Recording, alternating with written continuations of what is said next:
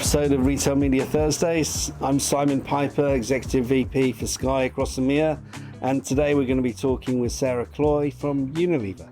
Looking forward to it. Hope you enjoy. So welcome, Sarah. Hi, Simon. Lovely to be here. Yeah, great to see you. So why don't we kick things off by you telling us a little bit about yourself and your role at Unilever? Yeah, of course. So yeah, really nice to be here. It's quite funny sitting in a very familiar pub space. I'm Sarah, and I look after all things digital commerce within the international expansion arm of our Wellbeing Collective at Unilever. Essentially, that really means setting up like new digital capabilities for our Wellbeing Collective so that we can kind of internationalise and expand the brands that we've acquired in the US outside of border. Okay, makes a lot of sense. So before we get into it, give us a quick peek of the week, so either personally or professionally. Okay, with this one, I'm going to be a little bit selfish and say it's a hybrid model of both professional and also personal, because for me, like it centres around wellbeing, which is also a big part of my job, a big part of the purpose of my role. And for me personally, wellbeing is exercise and sports. I think we were just talking about this. We're both connected over being tennis players. I've unfortunately been quite injured with an Achilles injury the past few months, so I've been off the court, and this week I did my first 10k of the year. So I feel like my well-being is back up this week, and as long as my physio is not really listening to this, then we're all good. So yeah, that's my peak of the week is kind of getting back out there. So getting back into it. Yeah, absolutely. Okay, so tell us about this pub. Which pub are we in, and why did you choose it? Yeah, absolutely. So we're at the Pig and Whistle of Earlsfield, if anyone knows it. It is about 30 feet from my house. So and I was still a few minutes late. But yeah, it's my local, which is quite dangerous being that close to a pub that has a lovely beer garden when the sun's shining. But yeah, it's great, quite local, independent pub run by some South African owners. So there's a big tendency for live sport on here, and it's definitely over indexes in rugby. My husband's a big rugby fan, so that's why we're here quite a lot to watch a Quins game or a Six Nations match. Makes a lot of sense. And I think it was a local for you. It was, yeah. I used to live about 300 metres that way. This is back in 2007, I think it was, yeah. We're big into tennis, so we used to pop up and play. We're about half a mile from the All England club here, right? So, yeah, absolutely. So yeah, not... tennis-centric area. Exactly. So you were saying you're responsible for expanding brands for Unilever outside of the US. Can you tell us a little bit about how you balance the D2C strategies and the retailer-based strategies and how you go about approaching this? Yeah, sure. So obviously within the Wellbeing Collective side of the Unilever business, we are quite D2C centric, and we really see D2C as a complementary business model alongside, it plays a really strategic role alongside our retailer strategy. And by this I mean it's like the channel where we can do some great brand building, we can connect with our community, we can do a lot of test and learn across different acquisition, retention techniques, whether that be personalization or different merchandising drops, and obviously all of that ladders into us being able to capture first party data, and then we're able to essentially mine that data, early signals, insights, and then feed that back into our traditional retailer channels. So really it's about harnessing D2C to drive a performance advantage, where the D2C becomes the heartbeat of the ecosystem of sales and marketing. And if we can do a lot of test and learn, have a whole pipeline of tests, then we get that data, and then give that back to our retailer teams, so that we can optimize that kind of full funnel planning, strategic development across the board. So I guess in summary, it's really a complementary strategy using D2C, rather than trying to cannibalize anything from a retailer perspective. It makes a lot of sense. I love the way you're taking the data from one and then using that too. We're on a journey. We set up our first kind of D2C site within kind of Unilever UK last year, and so we're on a journey, but we're looking to our the blueprint of the US team, who have done a brilliant job of building up their community connections through their D2C site. So we've been talking a little bit before about social media, right? And you're saying you're doing a lot of work with TikTok shops. Tell us a little bit about what the hardest pieces are in cracking TikTok, and also what you're finding working. Sure. So yeah, we just launched our first TikTok shop in the UK a few months ago. So yeah, go check it out. It's a Wellbeing Collective store.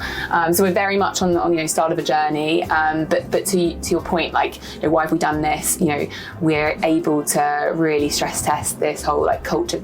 We talk about culture that converts at Unilever a lot, okay. And it's in a brilliant channel for us to able to test and learn, but also enable social, people are going on there to discover products, and also we're giving a frictionless experience, right? Searching, social media, scrolling, and then checkout, and then it's into you the next day. So that's the kind of methodology, but as you say, it's not been a silver bullet of turning the shop on and seeing it in the same kind of channel as, let's say, an Amazon. Yeah. So in terms of what's been a challenge, it's the content. So right. I think anyone that's kind of working on TikTok shop, generating the volume of content that's required to override the algorithms, gain the visibility, is tricky with, in tandem, maintaining quality of that content. And, to drive quality, we know you've got to ensure that your creators are being authentic and you're giving them freedom. The area of the business, obviously, that I'm operating in is quite highly regulated within vitamins, minerals, supplements, products. So that whole balance of enabling creation and creativity with an element of control is definitely, I think, the challenge. Yeah.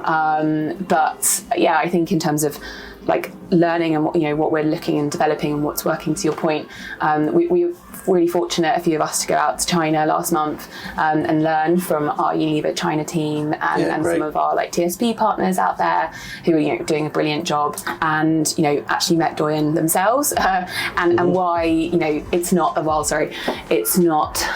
like for like at this point social commerce journey in Europe that it is, or even in the US, as in China. I think the average daily user on TikTok or Douyin in China is about 3 hours. It's not quite at that scale yet, but there's a lot of learnings we've kind of taken and tried to implement into the business. So just a top 3, I think content, driving desirable content at scale is definitely the key. Data is obviously is a core of that, and you can see TikTok is enabling brands to be able to kind of build full funnel planning strategy better. It's just launched Market Scope, a kind of data tool, because I think it realizes as a platform, it says it's kind of under indexes in terms of brand investment in media, because people are scrolling and not clicking. So it's really hard for brands, right, to prove that return back to the business. So I think that's something that they're kind of arming brands with tactically. And I think lastly, AI is definitely kind of the feature, how we as brands can harness that for that desirable kind of content at scale will basically be a great capability for us to win on TikTok shop. Makes a lot of sense. Yeah, I can see how it's got to play into the velocity piece as well, right? Yeah, absolutely, and keep that visibility up. You can't pay to play, right? You can on retail media. It's the content that's driving that visibility. Yeah. And you have to test and learn through loads of different formats. And I think the kind of snippet here is maybe the short video format is what we're seeing in particular resonate really well for us. Yeah, and it's fascinating to hear how you're thinking about things globally as well, and again sharing learnings across not just strategies but also regions too. Yeah, absolutely. There's that team are doing some absolutely brilliant work, and it's great that Unilever, we're being empowered to kind of go and learn from each other and steal with pride where relevant.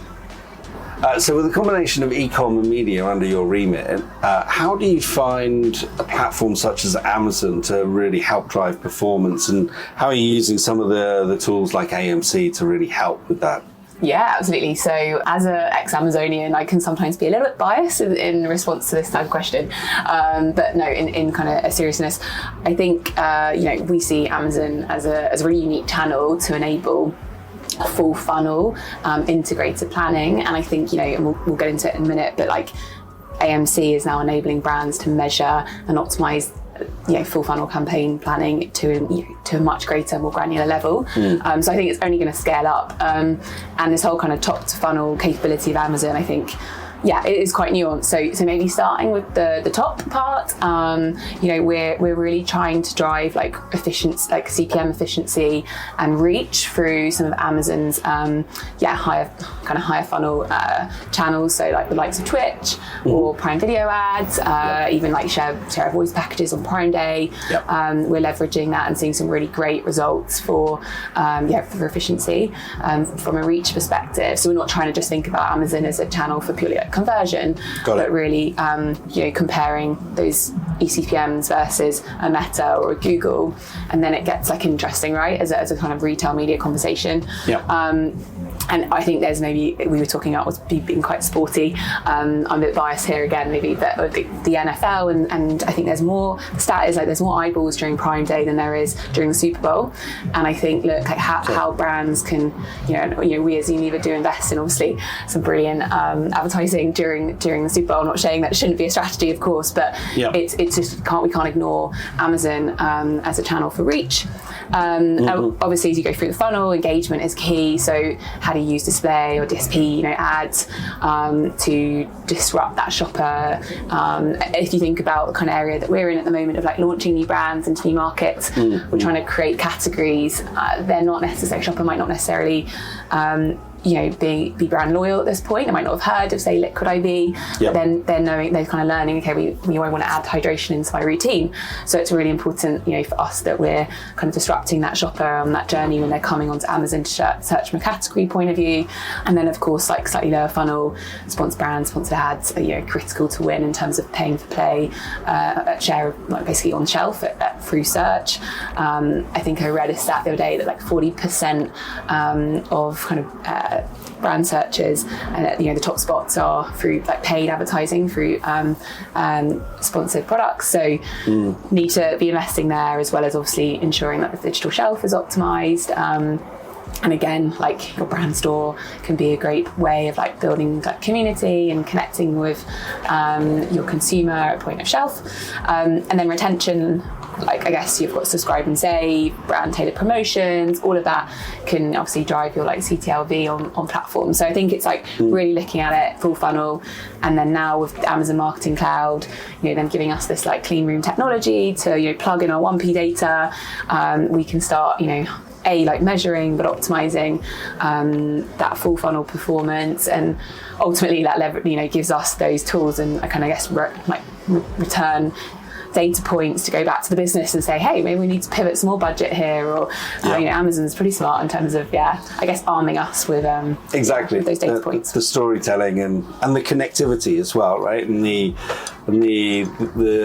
ability to measure, I think, is so important when it comes to proof points through to the CFOs and the wider business. Yeah, absolutely. And I think not only measure on platform on Amazon, but AMC is now allowing us to say, right, if this placement on Amazon is it driving cannibalization of our D2C shopper, or is it actually just driving awareness? And we know that D2C shopper is always going to check out back on the web shop, and that's actually what we're starting to see, is that Amazon advertising is growing kind of influence and awareness to our DC shopper, moving it front of mind. Okay, I need to go back later and check out on my Liquid IV web shop, but we're not actually cannibalizing that shopper by advertising on Amazon. And I think that's what's really, really exciting about how we can start to harness AMC. So you work with a lot of agencies at Unilever, and that's really interesting, because obviously there's a bit of noise in the press at the moment about how the agency model is under a little bit of pressure. Love to just get a feel from you on how critical they are to your current plans and future success. Yeah, absolutely. So I think, look, this is a really interesting topic, right? You could probably do a whole pod. I'm sure you probably have done a whole pod on this before. But us, right, we're taking established brands from the US and trying to grow and launch them in new markets. With starting off the brand awareness is really low. So we need expertise to kind of come on this journey with us, and also these brands are in new categories to Unilever, so we don't have necessarily the category expertise in-house either. Yep. And as we know, we're scaling very much like a startup model. We're a lean internal team, and of course, because we're a small business starting to grow outside of the US in these markets. So we're really, our agencies really give us kind of both the executional capacity that we need to scale at the speed and pace that we want, but also the thought leadership, the maybe strategic thinking that because these are for kind of Unilever firsts that we might not have in house. So it's really important to work with agency partners, and I love it getting in kind of diversity of thought through. Whether it's a creative agency or a decom agency, it makes us a better brand, right? But equally, as a team, it's really important that we're like always kind of reviewing that agency ecosystem. Yep. And as the brands grow, and there might be more kind of in-house. We might transition to a slightly more in-house model. It's just something that we constantly kind of reviewing and trying to optimize to have the best kind of optimal setup of the in-house, out-the-house model. Okay, makes a lot of sense, right? You're in that disruptive innovator mode, so it's about velocity and the support to make that happen. Yeah, absolutely. Okay. So commerce is changing really rapidly, right? New formats, new platforms, new things happening all the time, right? How do you and the team stay sharp and keep learning at Unilever? Yeah, it's a really good question. I think, for me, that's there's an external part. So whether that's LinkedIn and following kind of some really good thought leaders in our industry, that's actually a really important strategy of mine. And maybe I'll tend to follow and unfollow depending on what's a strategic priority of mine, so that I'm getting served that content that I want or I need.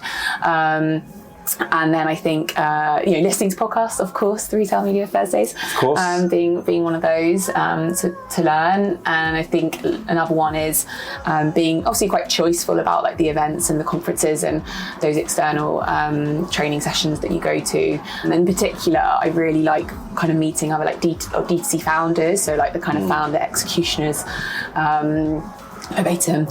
Because I often find that I'm facing into startup operational hurdles that they are, which they're always kind of bemused by how you're Unilever, but actually we're in this kind of startup mode and trying to drive velocity, and it's just brilliant to kind of learn from some of their tactics that it's actually quite akin to ours.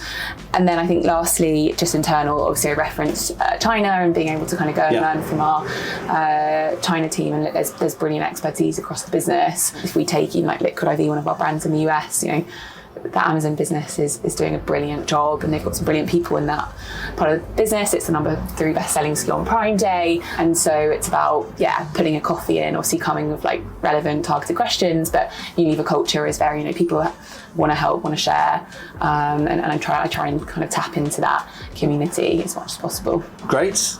So, thank you very much for your time today. It's been a pleasure to speak to you. It's been great to be here. So, just to finish this off, just for a bit of fun, 5 quick fire questions for you. Okay. So, first of all, let's go with paddle or tennis? Ooh, that's a tricky question. Tennis still, but I am really loving my paddle at the same time at the moment. Getting into it? Yeah, for sure. The trajectory of ability is going up, unlike my tennis, which is probably going down. It feels nice to be learning a new skill, right? And plateaued. Let's go with that. Yeah, okay, got it. All right, and then just keep it on the same theme. What's your favourite surface to play on?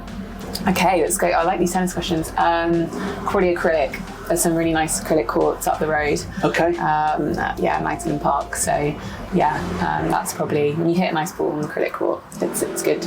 It's a good day. Easier than the clay. Sorry. Okay, makes a lot of sense.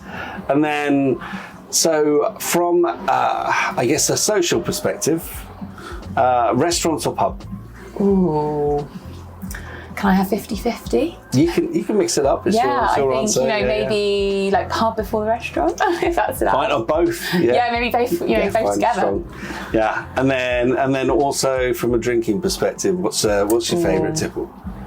Again, I would say a crisp glass of French rosé on a sunny day is probably what I would have in this pub garden. Yeah, good choice. And then I'm going to finish up with a work one. Okay. Work-related one, not too serious. Retailer first or D2C first strategy? Oh, I can't answer that. But I'm joking. I think, having the two side by side, is ultimately the optimum for us as a business. Great. Well, Sarah, thanks again for your time today. Yeah, really appreciate it. Yeah, it's been fun. Thank you.